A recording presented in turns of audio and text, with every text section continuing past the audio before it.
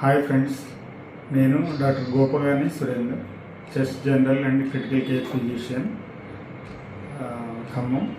So ఈ సందర్భంగా మెయిన్గా డాక్టర్స్ డే జూలై 1 సందర్భంగా సో మన ప్రజలందరికీ ఒక చిన్న ఇన్ఫర్మేషన్ ఇవ్వాలని సో నేను ఈ వీడియో చేయడం జరుగుతుంది.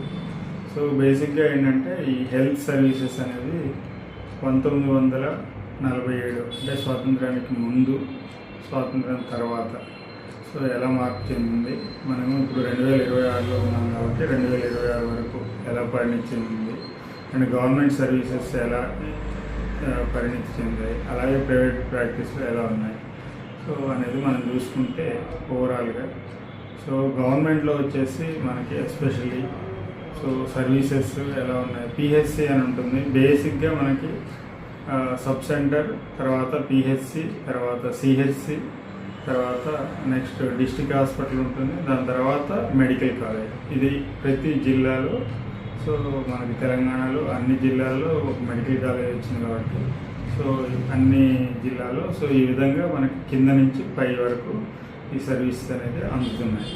సో కాకపోతే ఒక ఇంతకుముందు వచ్చేసి పిహెచ్సిలో మామూలుగా అయితే 20,000 నుంచి 30,000 జనాభాని కవర్ చేయడానికి ఒక పిహెచ్సి అనేది ఉంటుంది. సో మనకి ఈ పిహెచ్సిలో అందరూ లైక్ అందరికీ సర్వీస్ ఇవ్వాలంటే సో ఇవ్వలేకపోతున్నాయి ఇప్పుడు గవర్నమెంట్ సైడ్ చూసుకుంటే. ఎందుకంటే మన జనాభాకి మనం అంత సర్వీసెస్ ఇవ్వలేకపోతున్నాం 24 గంటలు. కాబట్టి సో ఏదున్నా కూడా ఫస్ట్ సబ్ సెంటర్లో చిన్న వాటికి సబ్ సెంటర్లో ఫస్ట్ చూసుకోవచ్చు. ఆ సబ్ సెంటర్లో కానివి నెక్స్ట్ పిహెచ్సికి వెళ్ళచ్చు.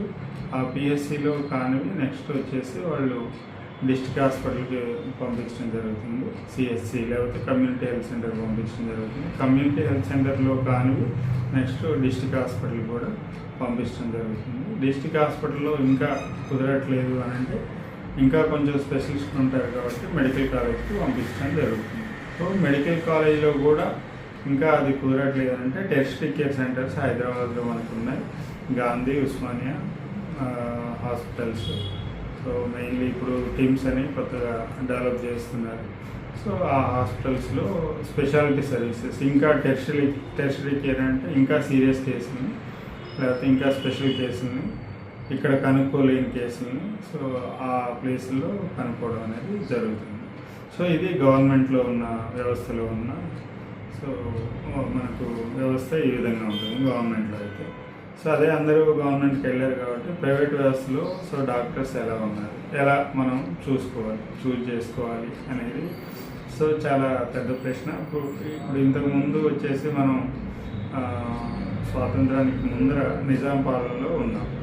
సో నిజాం పాలనలో ఏంటంటే మనకి ఇంగ్లీష్ వాళ్ళకి ఆంధ్ర, తెలంగాణ రెండు చూసుకుంటే ఎస్పెషలీ మనం తెలంగాణలో ఉన్నాం కాబట్టి ఆంధ్ర వచ్చేసి ఇంగ్లీష్ పరిపాలన జరిగింది.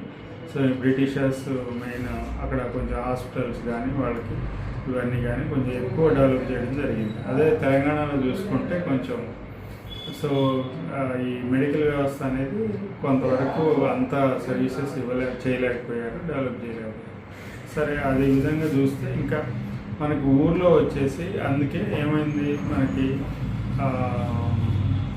ఊర్లో వచ్చేసి సో గ్రామీణ వైద్యులు అనేవాళ్ళు తయారయ్యారు అదే టైంలో.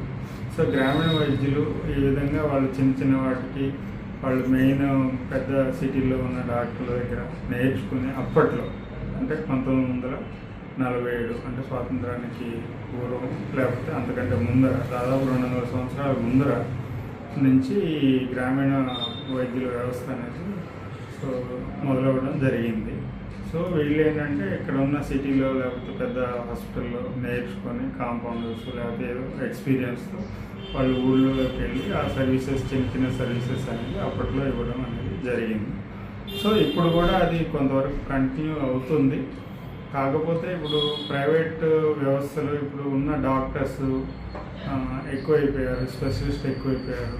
సో అందరు స్పెషలిస్టులు మనకి అందుబాటులో ఉన్నారు.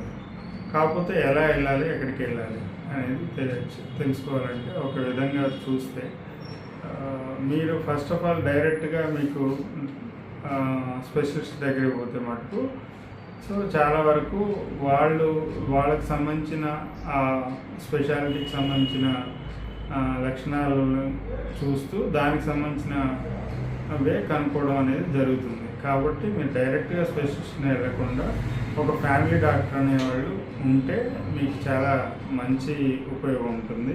ఎందుకు అనంటే మీ ఫ్యామిలీలో మీ గురించి చిన్నప్పటి నుంచి తెలిసి, లేకపోతే సపోజ్ ఒక 4-5 సంవత్సరాల నుంచి ఒకే డాక్టర్ దగ్గరికి వెళ్ళి చూపించుకుంటే మటుకు సో మీకు మీ మెడికల్ ఆరోగ్యం ఎలా ఉంది, లేకపోతే మీ బాడీ ఎలా ఉంది, సో ఇవన్నీ వాళ్ళకి తెలుస్తూ ఉంటాయి. లేకపోతే మీకు ఏ జబ్బులు ఉన్నాయి, ఎలా ఉంది అనేది మొత్తం తెలుస్తుంది. కాబట్టి ఈ ఫ్యామిలీ డాక్టర్ వ్యవస్థ అనేది చాలా మంచి వ్యవస్థ అనేది నా ఉద్దేశం. అందుకని ప్రైవేట్గా మీరు ఇలా చూపించుకోదలుచుకుంటే మటుకు తప్పనిసరిగా ఒక డాక్టర్ని నమ్ముకొని, లేకపోతే ఒక డాక్టర్ని ఎవరైనా మీకు నచ్చితే ఆ డాక్టర్ దగ్గరికి రెగ్యులర్గా మీరు వెళ్తూ, ఏదైనా చిన్న చిన్న వాటికి కూడా అక్కడికి వెళ్తూ, అండ్ మీకు ఒకవేళ ఆ డాక్టర్ ఇంకా స్పెషాలిటీ సర్వీసెస్ అవసరం అనుకుంటే అప్పుడు వెళ్తే సో ఉపయోగం ఉంటుందని ఈ సందర్భంగా తెలియజేస్తూ, ఈ డాక్టర్స్ డే సందర్భంగా మీరు ఈ సూచనలు పాటిస్తారని తెలియజేస్తున్నాను. Thank you.